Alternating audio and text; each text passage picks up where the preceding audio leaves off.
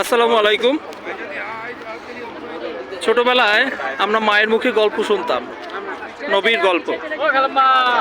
যে গল্প ছিল, নবীর ইসলাম প্রচারের সময় এক বুড়ি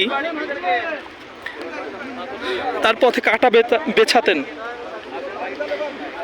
একদিন নবীজি কাঁটা দেখলেন না, তখন নবী সেই বুড়ির খোঁজ নিতে চলে এলেন। বুড়ির গল্প আমরা প্রত্যেকে শুনেছি। আজ দেখুন সেই বুড়ির বাড়ি। আজ দেখতে পাচ্ছেন এই সেই বুড়ির বাড়ি।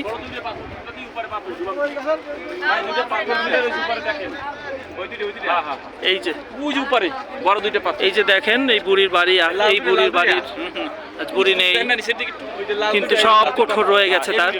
ছোট্ট বাড়ি, ছোট্ট ঘর, এই সেই স্মৃতি 1400 বছর পরেও এখনো সেই ইসলামের স্মৃতি রয়ে গেছে।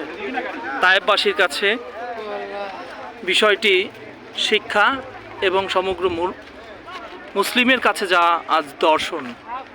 আপনারা দেখছেন বুড়ির বাড়ি। যে বুড়ির গল্প আমরা শুনেছি, মহানবীর শত্রু হিসাবে যিনি পরিণত হয়েছিলেন, একদিন তিনি ইসলামের দাওয়াতের জন্য ইসলাম অনুভব করেছিলেন। বুড়ির বাড়ি। আসসালামু আলাইকুম।